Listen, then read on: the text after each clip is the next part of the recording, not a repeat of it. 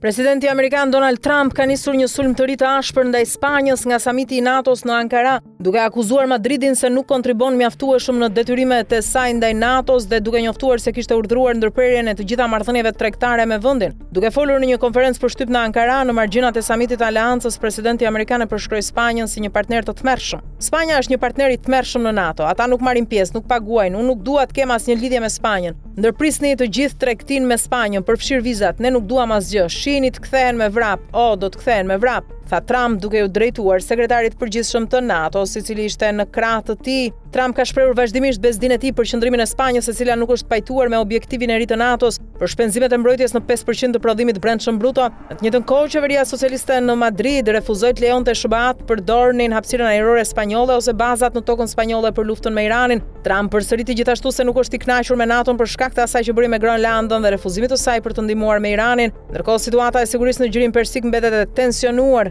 Ndërkohë, deklaratave të forta të presidentit amerikan Donald Trump i është përgjigjur rrëfeshëm Spanja. Qeveria e kryeministrit Pedro Sanchez ka reaguar me qetësi ndaj deklaratave të fundit të presidentit amerikan, i cili në samitin e NATO-s paralajmëroi se synon të ndërpres lidhje tregtare me Spanjën, duke e cilësuar vendin si një partner të tmerrshëm të Aleancës. Ekzekutivi spanjoll ka pritur këto komente me qetësi e normalitet, duke theksuar se Spanja mban marrëdhënie të shkëlqyera sociale, kulturore dhe ekonomike me SBA-t. Ne nuk kemi ndërmend ta ndryshojmë këtë, shtojnë të njëjtat burime nga qeveria spanjolle. Më tej, këto të fundit vënë pa tre element kryesor. Së pari, theksojnë se SBA-t regjistrojnë një suficit tregtar në marrëdhëniet me Spanjën, çka nënkupton se përfitojnë më shumë ekonomikisht nga shkëmbimet mes dy vendeve se sa Madridi. Së dyti rikujtojnë se Bashkimi Evropian nuk funksionon si një union tregtar ku asnjë shtet antar nuk mund të trajtohet ndryshe, një qëndrim që sipas tyre është përsëritur edhe nga Komisioni Evropian. Së fundmi nënvizojnë se marrëdhëniet ekonomike ndërtohen nga kompanitë private dhe jo nga qeveritë.